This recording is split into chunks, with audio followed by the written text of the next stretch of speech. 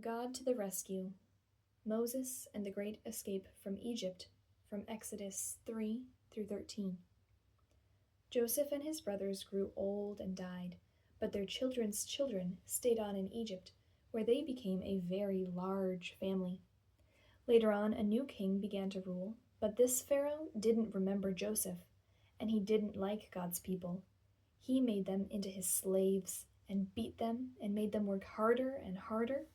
God's people cried out to God to rescue them, and God heard them. He remembered his promise to Abraham. He would look after his people. He would find a way to set them free. And one day, Moses was looking after sheep when something caught his eye. A bush was behaving very oddly. It was flickering with flames, but its leaves weren't burning up. He took a closer look. "Moses," boomed a big voice. Moses leapt back. The bush was talking to him. "I have heard my people's cries," God said. "I have seen their tears. So I have come down to rescue them. Go to Pharaoh and tell him to let my people go free."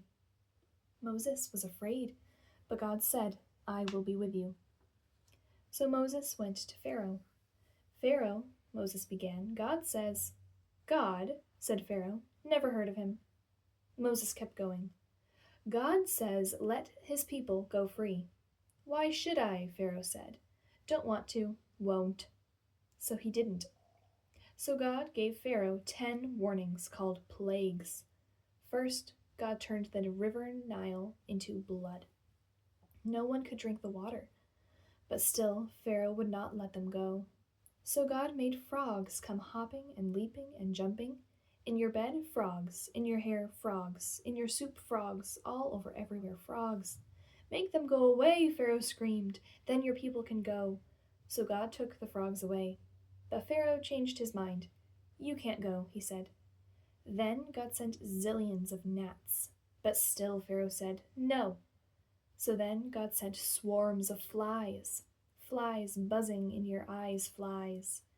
And after that, sickness and horrible boils, and huge hailstones, and a swarm of locusts, and darkness that should have been day, until it seemed that the whole world, creation, and everything was coming undone, falling back into darkness and emptiness and nothingness. But each time Pharaoh said, "Make it stop, then I'll let them go." And each time when God made it stop, Pharaoh changed his mind and said, "Actually, no, you can't go." Finally, Moses warned Pharaoh, "Obey God, or he will have to send the worst thing of all." Pharaoh just laughed. So God said, "The oldest boy in each family of Egypt must die, but my people will be safe."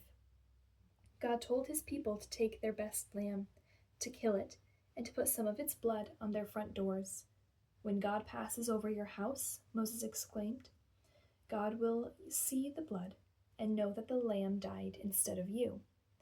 That night it was just as God had said. Suddenly, piercing the darkness, echoing down the corridors of the palace, came a blood-curdling scream. Pharaoh's oldest son had died. At last, Pharaoh did what God said.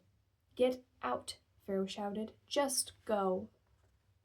And so, that very night, Moses and God's people fled out of Egypt and out of slavery. They were free at last. God's people would always remember this great rescue and call it Passover. But an even greater rescue was coming. Many years later, God was going to do it again.